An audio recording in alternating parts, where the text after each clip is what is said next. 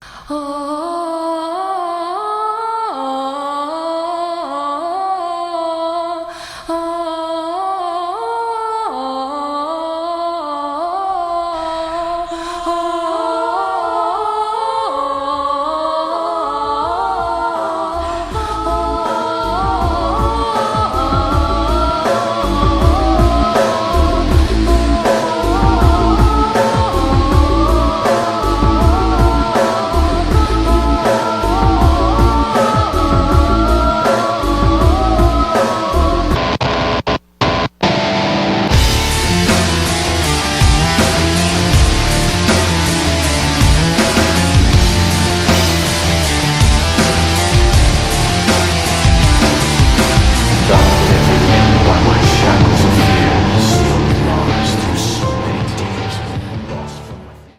is this Deacon Ron Walker? Yeah, sure is. Yes, this is Theodore. We had a meeting last year about a priest by the name of Robert L. Kincl. I don't know if you remember me.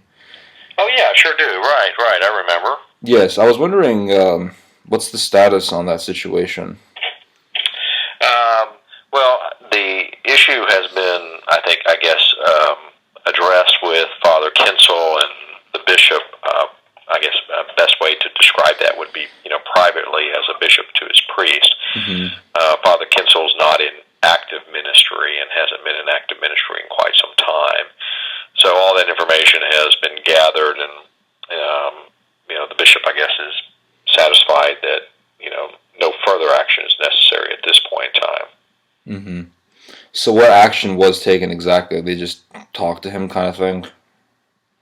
Yeah, I mean, there's nothing that's been published or put out, any information, so it's been a matter between the bishop and the priest there.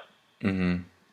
So there's going to be no excommunication, no punishment at all. I mean, excommunication. I don't know if you're familiar with that. That's a very drastic penalty that talks about one's eternal soul in terms of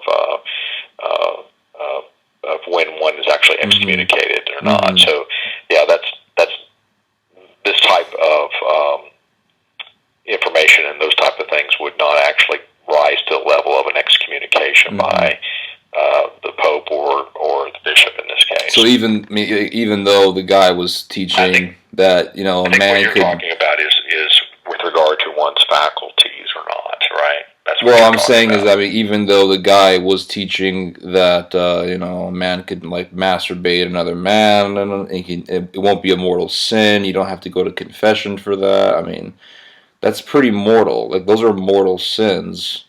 And the issues with regard to any corrections that need to be made with errors in any ministry normally are done, within the church, and the information that you brought forward, of course,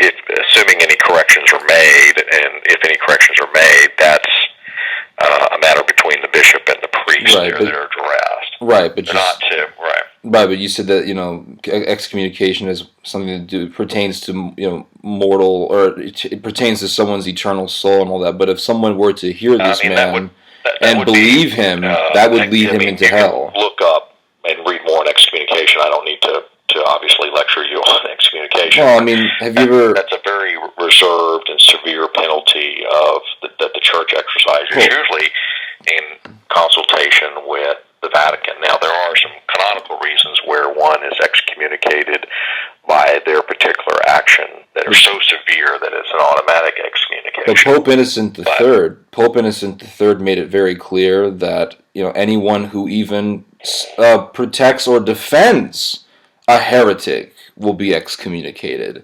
damned as a heretic, and all these things. And it's amazing that the Catholic Church hasn't really stood up or upheld these rules anymore, because now this guy is teaching that a man could masturbate another man, still take communion, still take the body and blood of Jesus, the Eucharist, not have to go to confession. I'm like, well, if someone were to believe this man, I didn't, thank God, but if someone were to believe this man, that would lead someone into hell. I mean, that you're putting someone's very soul in danger by teaching people these things. That's heresy. It's horrific heresy. Right, but remember always that the church moves to correct, right? The church moves to correct errors that either have alleged to have been made or that in fact have been made, and that the bishop moves to make those corrections. And popes themselves have reconciled prior excommunications and have reconciled with persons who have been previously communicated. Remember that the church does seek correction and reconciliation always. But but this man, this man is way too deep into depravity. I wouldn't even trust his confession, or I wouldn't even trust his reconciliation, because this man was defending a child molester. Here to look up. That's a confirmed fact. This man was defending a child molester. This man is still friends with this child molester, and I showed that to you guys. Going to his My Life page, he's still friends with him. Why is he still friends with a confirmed child molester who's banned from the nation of Canada because he molested children? This man defended a child molester, and then he goes around telling people that it's okay to whack each other off, and you can take communion. It's like this guy is way, way too deep into depravity just for a slap in the wrist like that. That's serious heretical teaching, and it's consistent heretical teaching. It's consistent heretical and depraved behavior that this man shows me. That worries me, and the fact that this man is still roaming about doing mass. And I talked to the priest at Our Lady of Lebanon. I had a conversation with him on the phone, and I asked him, "Did you confront Kincl on the fact that he defended a child molester?" He said, "I didn't even bring it up." This is what he told me on the phone conversation. I didn't bring it up. And he was so vicious with me, he hung up the phone on my face.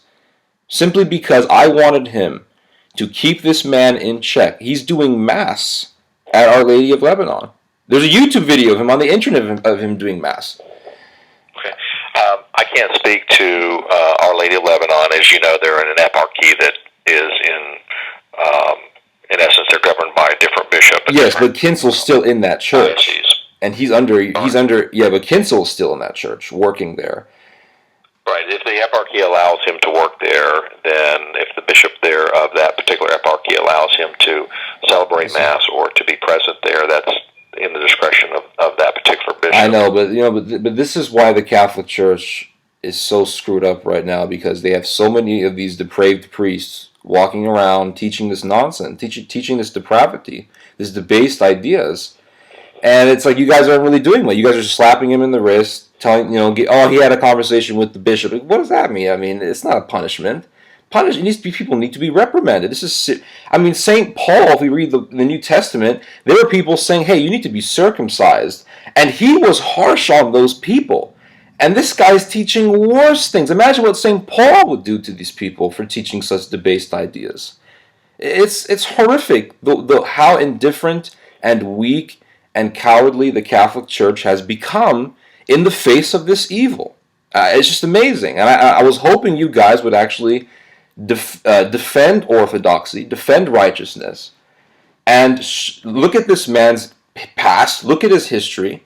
He's living with another man. I met this man. It's like, and I showed you guys the information. And in fact, when I confronted him in the emails, he began to threaten me, saying, "Oh, my friend Mick is very upset with you." He didn't care less about my correction of him. He didn't care less, no matter how many times. And when I told him, "Listen, you defended a child molester," he stopped emailing me because he knew it was true. He knew it was true. He backed off real fast.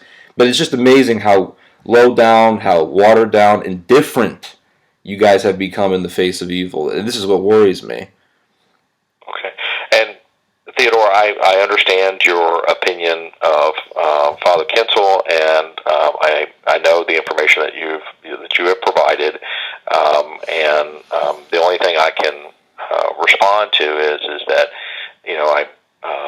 I pray that you understand. Eventually, we'll understand that the Church's review of this matter again is toward correction and reconciliation. Yeah. That's why you guys have all this child molesters in the Catholic Church, because you have these wackos teaching this disgusting theology. And this man is high up there from Rome. Listen, I know you guys aren't going to do anything. And this is the answer that you're giving me is exactly what I expected from you. Just a little slap on the wrist, no punishment. So I'm letting you know right now, since you guys have told me just now that you haven't done anything, this conversation is recorded for all to see. Goodbye.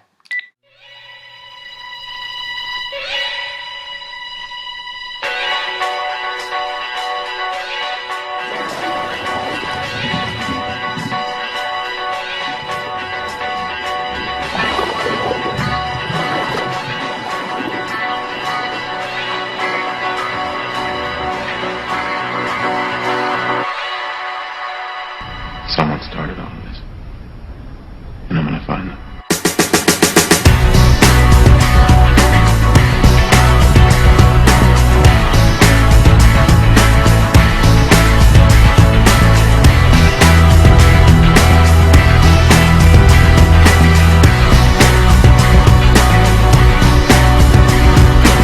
Extreme ways are back again, extreme places I didn't know. I broke everything new again, everything that I'd owned. I threw it out the window, came along. Extreme ways I know will part the colors of my sea. It's a perfect colored sea.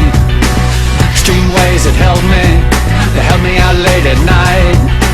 Extreme places I had gone, that never seen any light. Dirty basements, dirty noise, dirty places coming home. Extreme worlds alone. Did you ever like it then? I would stand in line for this. There's always room in life for this. Oh babe,